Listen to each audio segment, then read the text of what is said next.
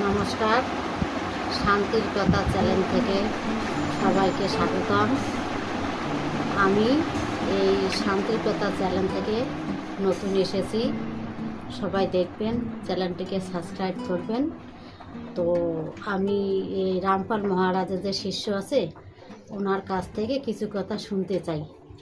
তো সে কথাগুলো হলে, পূর্ণ ব্রহ্মকে,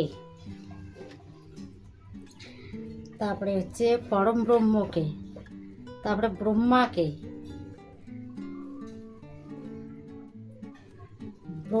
ব্রহ্মা এবং কবির সাহেব পরমেশ্বরের কিছু কথা জানতে চাই।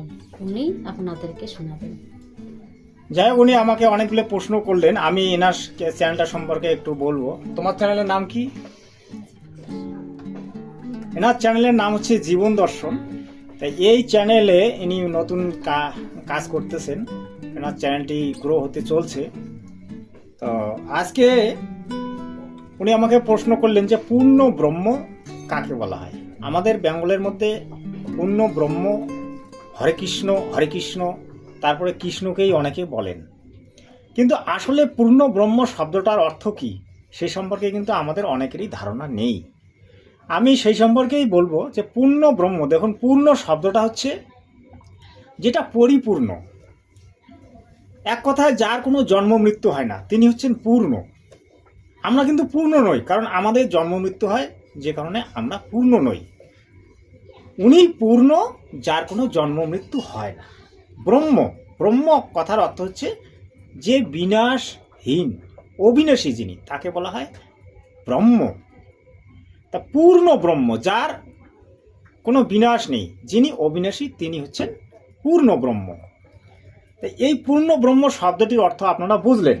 এবারে আসলো পর ব্রহ্ম। গীতায় কিন্তু উল্লেখ আছে, গীতায় 3 পুরুষের কথা উল্লেখ করা আছে, ব্রহ্ম, পরব্রহ্ম এবং পরম ব্রহ্ম। তাহলে এবার ওই পরব্রহ্ম আমি জানবো বা আপনাদেরকে বলবো। দেখুন, পরব্রহ্ম সেই ব্যক্তি যিনি দীর্ঘকাল জীবিত থাকেন, যিনি কোটি কোটি বৎসর জীবিত থাকেন। জীবিত থাকার পরেও কিন্তু তার একসময় মৃত্যু হয়। যেমন আমরা দেখবেন সোনার কোনো ক্ষয় নেই, কিন্তু লোহার ক্ষয় হয়। আবার ধরুন যেমন তামার ক্ষয় হয়, তারপরে রূপা, তারও ক্ষয় হয়, কিন্তু সোনার ক্ষয় হয় না। সেই রকম পূর্ণ ব্রহ্ম হচ্ছে সোনা, আর এই যে পর ব্রহ্ম হচ্ছে রূপা, আর এই যে ব্রহ্ম হচ্ছে লোহা, যার ক্ষয় হয়। তা এই যে পরব্রহ্ম, এই পরব্রহ্ম হচ্ছে সাত সংখ্যক ব্রহ্মাণ্ডের মালিক, যেটা গীতায় উল্লেখ করা আছে, কিন্তু পুরা বিবরণ নেই, যেটা জগৎগুরু তত্ত্বদর্শী সন্ত রামপাল মহারাজজি এই যে জ্ঞানগঙ্গা পুস্তকেও তিনি উল্লেখ করেছেন, এবং তিনি তার প্রত্যেকটা শিষ্যকে পুঙ্খানুপুঙ্খভাবে বুঝিয়েছেন যে পরব্রহ্ম কি। পরব্রহ্ম হচ্ছে সাত সংখ্যক ব্রহ্মাণ্ডের মালিক, উনি হচ্ছেন ঈশ্বর। ঈশ্বর পরমেশ্বর, এই 3 পুরুষ। ব্রহ্ম হচ্ছে আর ঈশ্বর হচ্ছে ওই পরব্রহ্ম, আর পরমেশ্বর হচ্ছে ওই পূর্ণ ব্রহ্ম।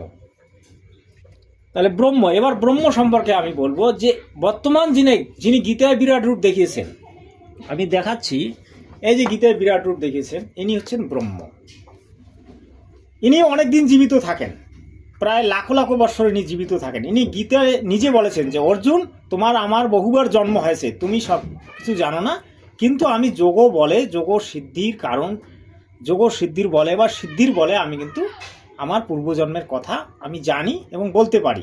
এবং তিনি এটাও বলেছেন যে আমার জন্ম অলৌকিক, আমি ছাড়া আমার জন্মের কথা কেউ জানে না। তিনি ব্রহ্ম। তার জন্ম সম্পর্কে একটু বলি। এই ব্রহ্মের জন্ম হয়েছিল একটা ডিমের ভিতর থেকে, যেটা পূর্ণ ব্রহ্ম কবির সাহেব সৃষ্টি করেছিলেন।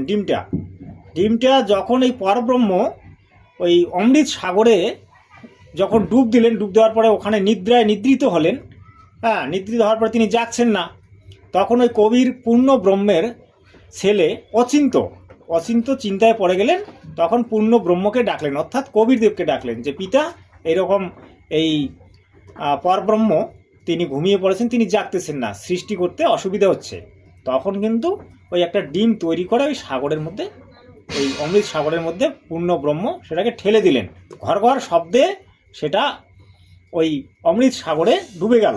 ডুবে যাওয়ার পরে সেখানে ওই ঘর ঘর শব্দে ওই পর ব্রহ্মের নিদ্রা ভঙ্গ হলো, এবং ওই পর ব্রহ্মের যে চোখের জ্যোতি, চোখের যে পাওয়ারে, চোখের পাওয়ারে কিন্তু তার ওই ডিমটা ফেটে গেল। ডিমটা ফেটে যাওয়ার পরে ওইখান থেকে জন্ম হলো এই যে পুরুষের, এই যে কাল ব্রহ্ম, নেই এনার জন্ম হয়েছিল ওখানে। এনার নাম হচ্ছে কাল জ্যোতি নিরঞ্জন ব্রহ্ম কৈল, বিভিন্ন নামে জানা যায়। তা এই যে ব্রহ্ম, পরব্রহ্ম এবং পরম ব্রহ্ম সম্পর্কে আপনারা জানলেন, কিন্তু এবারে আমি যেটা উনি বলছে কবিরদেব সম্পর্কে দেখুন। কবিরদেব 650 বছর আগে কাশীনগরে তিনি কমল ফুলের উপর প্রকট হয়েছিলেন। কবিরদেবের বিভিন্ন গ্রন্থ আছে, বিভিন্ন ধরনের মত আছে। অনেকে বলেন যে কবিরদেব নাকি ওই একটা বিধবার ঘরে জন্মগ্রহণ করেছিল, আবার অনেক গ্রন্থে ইতিহাসে অনেকভাবে লেখা আছে, কিন্তু বাস্তবটা যেটা সেটা হচ্ছে কবিরদেব প্রকট হয়েছিলেন, একটা পদ্মফুলের উপর প্রকট হয়েছিলেন। নিরু এবং নিমা নামে দুজন দম্পতি তাকে লালন পালন করে বড় করেন। পূর্ণ ব্রহ্মের এমন ক্ষমতা, তিনি যেটা যখন তার মনে পড়ে তখন সেটাই তিনি করতে পারেন, অলৌকিক শক্তি সম্পন্ন। এই যে ব্রহ্ম, যিনি এই যে গীতায় যিনি বিরাট রূপ দেখিয়েছেন, তার গুণ হচ্ছে 1000টা গুণ আছে, তার 1000টা পাওয়ার আছে। আর যিনি পর ব্রহ্ম, তার প্রায় 10,000 পাওয়ার আছে। আর পূর্ণ ব্রহ্মের অসংখ্য পাওয়ার আছে, মানে অসংখ্য গুণ আছে, যেগুলো গণা সম্ভব নয়। এই পূর্ণ ব্রহ্ম থেকে আত্মার সৃষ্টি হইয়াছে, এবং আমরা যে আজকে মনুষ্যরূপী এই যে দেহধারী, আমাদের ভিতরে যে আত্মা আছে, ওই পূর্ণ ব্রহ্ম থেকে কিন্তু আমাদের সকলের আত্মার সৃষ্টি হইয়াছে। তাই আজকে আপনাদেরকে আমি বললাম জগৎগুরু তত্ত্বদর্শী সন্ত রামপাল মহারাজের কৃপায় যে পূর্ণ ব্রহ্ম, পর ব্রহ্ম এবং ব্রহ্ম